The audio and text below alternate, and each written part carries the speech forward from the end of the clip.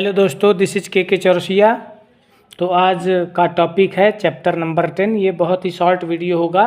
इसमें केवल पाठ के जो समरी है वो बताई जाएगी आपको। तो देखिए, ये जो वृत्त है इसमें एक स्पर्श रेखा है। स्पर्श रेखा कौन सी रेखा होती है? जो वृत्त को एक बिंदु पर काटती है। तो जिस बिंदु पर काटी, बिंदु P पर काटी, इसको कहेंगे स्पर्श बिंदु। ये वृत्त में एक रेखा है, वृत्त को दो बिंदुओं पर काटी है। दो बिंदुओं पर काटने वाली रेखा का क्या नाम है? छेदक रेखा। क्या नाम होता है? छेदक रेखा। और ये अवकात में है, वृत्त के बाहर तक नहीं गई है, वृत्त की परिधि तक गई है। तो इस रेखा खंड को कहेंगे जीवा। तो इस प्रकार से तीन जो हमने बनाया है, पहले में स्पर्श रेखा वृत्त को एक बिंदु पर काटती है, छेदक रेखा दो बिंदुओं पर, और जीवा जो है वृत्त की परिधि तक जाती है। अब देखिए, अगर एक वृत्त में स्पर्श रेखा बनाएं, वृत्त में क्या बनाएं? स्पर्श रेखा। तो वृत्त में अनंत स्पर्श रेखाएं होती हैं। तो ये मैं 3-4 बना करके आपको दिखा दिया हूं।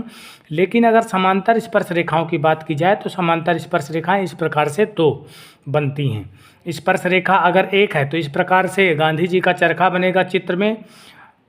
ये 4 प्रकार के ही चित्र की जो है लिमिट है। पूरे चैप्टर में इस 4 प्रकार के ही चित्र मिलेंगे, इससे ज़्यादा की औकात नहीं है चैप्टर में।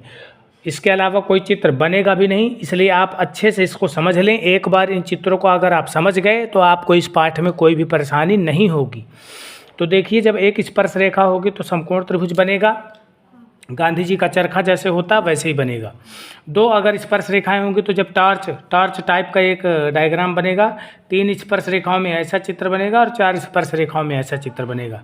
तो देखिए, जब एक स्पर्श रेखा बनती है तो यहाँ पे 90 डिग्री का कोण बनता है। त्रिज्या जो है स्पर्श रेखा के साथ 90 डिग्री का कोण बनाती है। तो इसका मंत्र क्या है? पाइथागोरस प्रमेय लगेगी इसमें। पाइथागोरस प्रमेय कब लगती है? समकोण त्रिभुज में लगती है पाइथागोरस प्रमेय। अगर समकोण त्रिभुज की 2 भुजाएं पता है, तीसरी भुजा का पता लगाना है तो अपन पाइथागोरस प्रमेय की सहायता से तीसरी भुजा का मान ज्ञात कर सकते हैं।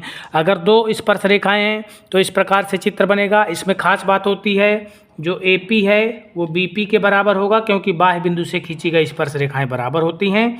और ये OA त्रिज्या है और OB त्रिज्या है, ये दोनों बराबर होंगी। ये 90 डिग्री का कोण होता है।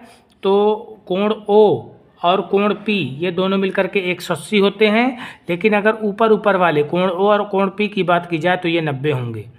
AP बराबर BP होता है। तो ये इसमें मंत्र दिए हुए हैं।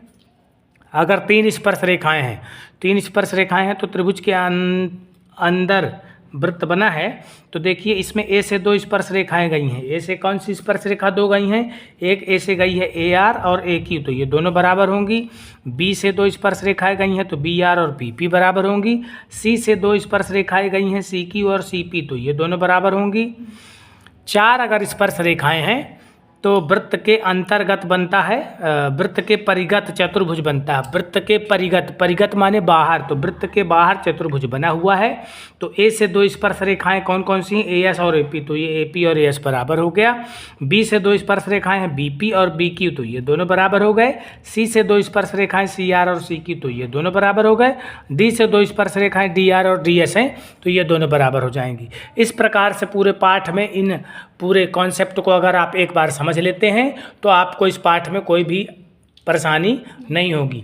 कोई भी डाउट है तो आप कमेंट करके पूछ सकते हैं या मेरे नंबर पर कॉल कर सकते हैं। Thank you so much.